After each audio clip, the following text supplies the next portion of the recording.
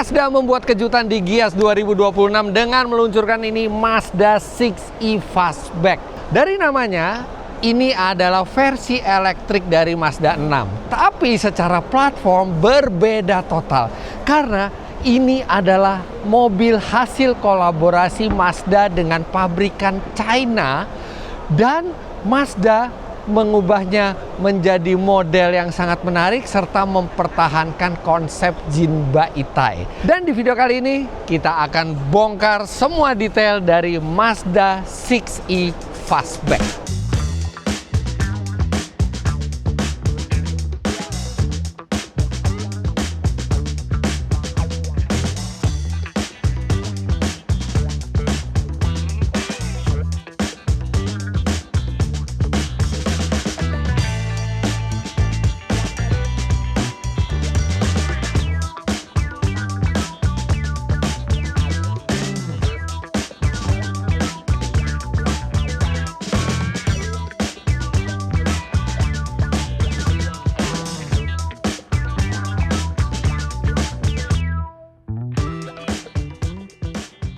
Ini adalah mobil elektrik kedua Mazda yang dipasarkan di Indonesia setelah Mazda MX-30 yang seperti ini bentuknya.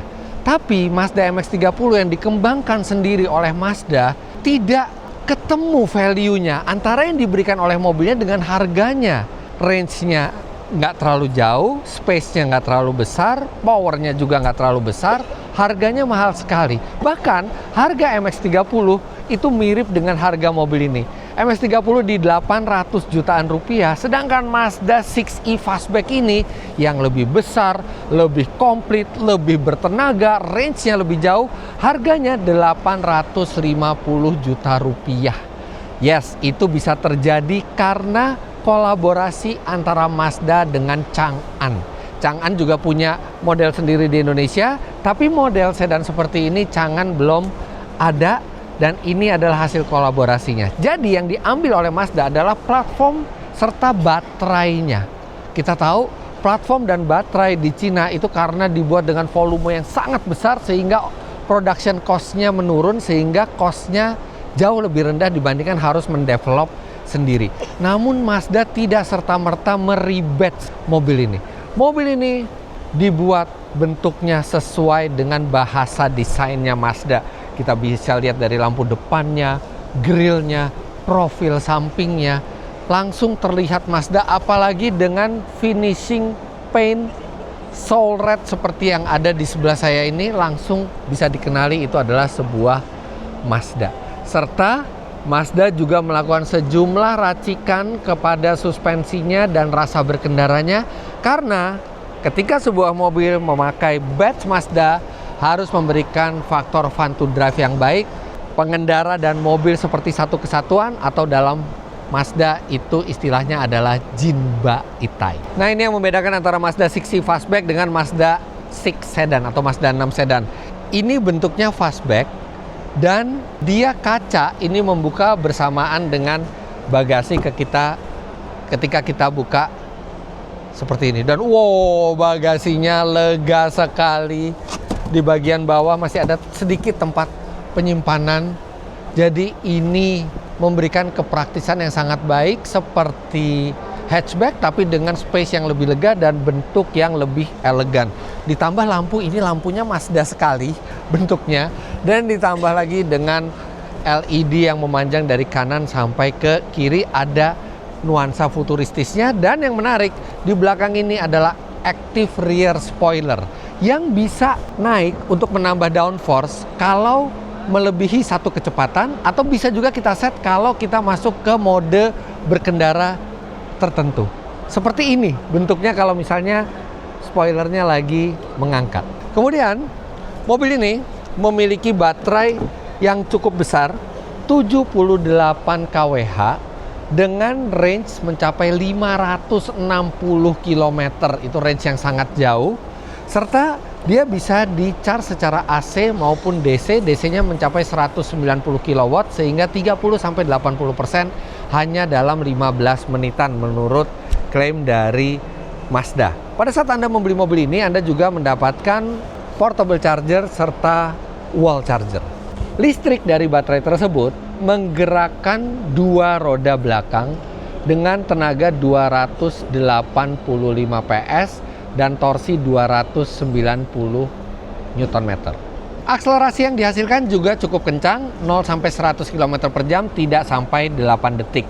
Bannya sendiri juga modelnya Aero Wheels yang cocok untuk sebuah mobil listrik dengan ukuran 245, 45, 19 inci baik di depan maupun di belakang. Dan karena mobil ini penggerak belakang, artinya semua penggerak terpusat di belakang, bagian depannya relatif kosong dan dimanfaatkan sebagai front trunk alias frunk. Dan ini besar sekali, Anda bisa memasukkan barang-barang yang slow moving.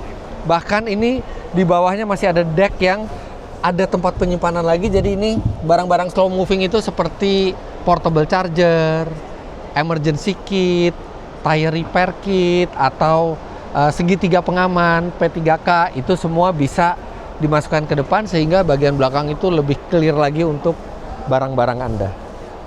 Gede loh nih front trunknya. Lihat ini, baik pintu depan maupun pintu belakang itu sudah frameless. Keren sekali, seperti mobil sport. Walaupun bagian belakangnya kacanya nggak bisa turun 100% ya, tapi dia sudah frameless. Dan ini di bagian belakang ini posisi berkendara saya tingginya 177 cm. Di belakang saya duduk, ini legroomnya masih lega. Headroom tidak terlalu lega, tapi masih memadai, tidak mentok sama sekali. Namun memang kursi ini cukup rendah ya, jadi kita agak kurang tersangga dengan baik paha kita. Untungnya kita masih bisa sedikit menjulurkan, tapi juga nggak terlalu banyak space di bawah. Jadi di belakang ini bukan tempat yang sangat lega dan nyaman, namun masih cukup memadai. Dan AC ini triple zone, jadi bagian belakang juga bisa mengatur suhu sendiri, serta ada 2 buah ventilasi untuk ke kanan dan ke kiri, dan di bawah juga ada USB slot, USB-C slot. Dia juga sudah dilengkapi dengan panoramic sunroof, sehingga di belakang ini terasa cukup modern. Dan saya suka material kursinya ya. Ini paduan antara fabrik dan kulit, terasa sangat Mazda di sini. Nggak kerasa kalau basisnya ini adalah mobil Cina, apalagi dengan bludru-bludru khas Mazda ini. Dan di sini juga ada panel chrome yang juga ada tulisan Mazda. Terasa high quality, dan di sini juga materialnya material empuk, material keras hanya di sini tapi tidak terlihat murah. Lainnya material empuk dengan bludru-bludru kualitas tinggi yang sebelumnya kita bisa temui di Mazda CX-80 misalnya. Dan ini audionya juga sudah menggunakan audio premium dari Sony.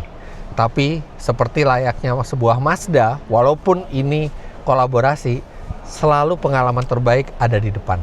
Apakah itu berlaku juga buat mobil ini? Kita ke depan. Oh, dan wow, ini langsung terasa sangat Mazda. Pertama dari setirnya, klaksonnya juga ini bentuknya bulat seperti ini. Jadi ini definitely setir yang dirancang sendiri oleh tim Mazda, dan dia sudah flat bottom, serta dia bisa diatur tilt dan teleskopik. Dan posisi mengemudinya sangat-sangat ergonomis. Karena posisi mengemudi ergonomis itu satu syarat yang sangat penting untuk menghasilkan fun to drive maksimal. Di bagian infotainment tengahnya, ini masih terasa bahwa mobil ini kolaborasi dengan merek Cina, terutama di menunya. Ini menunya bukan Mazda sama sekali. Ini menu dari China brand. Walaupun ada sedikit modifikasi gambar mobilnya ya di sini, tapi ini lebih terasa seperti mobil Cina dibandingkan Mazda. Berbeda dengan yang instrumennya. Instrumennya ini bentuknya estetik dan terasa lebih layak berada di sebuah Mazda dibandingkan sebuah mobil Cina. Nah, untungnya dashboard, head-up display, panel-panel interiornya, ventilasi AC-nya ini totally Mazda dengan kualitas yang terbaik. Ambience light-nya, kemudian konsol mengambangnya, ini floating konsolnya juga selain keren memberikan space yang besar untuk barang sampai di bagian tengah ini. Ini bukannya dari sini. Ini juga masih besar. Di sini juga soft opening dengan bludru di dalamnya. Dari setirnya kita tahu bahwa mobil ini memiliki sistem ADAS dan mobil ini memiliki sistem ADAS level 2 termasuk Adaptive Cruise Control dan mestinya Lane Keep Assist ya. Apple CarPlay dan Android Auto juga sudah masuk ke dalam sistem entertainment-nya. Kemudian di depan kita juga ada driver monitoring system. Nah, yang tidak terasa terlalu Mazda adalah bagaimana cara menjalankan mobil ini. Tuas transmisinya ada di sebelah kanan. Yang tadinya ini identik dengan Mercedes-Benz, tapi sekarang identik dengan merek Cina, terutama kendaraan elektrik. Kalau Mazda kan biasanya di sini ya, nggak pernah di tuas setir, tapi ini sekarang di tuas setir. Tapi nggak masalah, ini posisi nyetirnya enak sekali. Bahkan dengan duduk dan mobil masih berhenti aja, saya udah membayangkan asiknya mengolah kemudi mobil ini. Driving mode-nya ada 3, ada normal, ada sport, ada individual, jadi kita bisa nyetel sendiri apa yang kita mau. Kemudian dia juga sudah dilengkapi dengan 360 kamera, AC triple zone ya, jadi kanan kiri juga ini bisa diatur secara individual, dan dia sudah ada ini untuk memantau kondisi mobil, dan gambarnya udah Mazda di sini ya. Jadi gambarnya udah Mazda, warnanya Soul Red, dan ini bisa kita atur beragam hal dari mobil dengan cara yang lebih intuitif karena kita bisa langsung masuk ke gambar interior dan kita langsung bisa menyetel apa saja yang ingin kita aktifkan.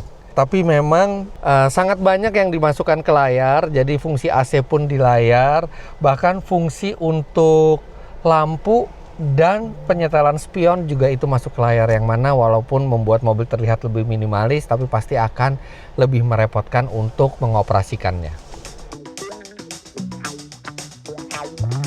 Sama seperti mobil listrik pada umumnya, Mazda juga memberikan garansi yang cukup panjang untuk baterai dari mobil ini, 8 tahun atau 160.000 km. Untuk mobilnya sendiri garansinya 3 tahun atau 100.000 km. Dan menurut kami, langkah Mazda untuk berkolaborasi dengan merek Cina adalah langkah yang cukup tepat. Karena kalau Mazda memaksakan sendiri membuat mobil elektrik mereka, maka cost-nya kemungkinan akan jauh lebih besar dan sulit untuk menjual dengan harga yang reasonable. Dan Mazda 6e Fastback ini memanfaatkan efisiensi produksi yang dimiliki oleh Cina, tapi kemudian tetap dibalut dengan desain dan DNA Mazda yang dimasukkan ke mobil ini. Tapi memang kami penasaran bagaimana rasa berkendaranya. Apakah tetap Mazda enough? Tetap layak disebut sebuah Mazda? Nah, itu nanti akan bisa kami cari tahu pada saat kami mereview dalam jangka panjang mobil ini, sekaligus bagaimana impresinya, bagaimana performa sesungguhnya, konsumsi energinya, range di dunia nyatanya seperti apa, kelebihannya serta kelemahannya. Tapi untuk sekarang sekian dulu first impression review dari Mazda 6e Fastback ini, dan kami berharap mobil ini bisa membuat Mazda bisa ikut bertarung di segmen kendaraan elektrik dengan kolaborasi ini. Jangan lupa Anda klik like bila menyukai video ini, komentar di bawah, dan subscribe ke channel Auto Driver jika Anda belum. Main-main ke website kami di www.autodriver.com serta download aplikasi kami Auto Driver di Google Play Store. Jangan lupa untuk lihat mobil ini di booth Mazda di Gias 2026 yang berlangsung di gedung ICE BSD dari tanggal 30 Juli sampai 9 Agustus 2026. Terima kasih banyak Anda sudah menyaksikan. Sampai jumpa di video selanjutnya. Bye-bye.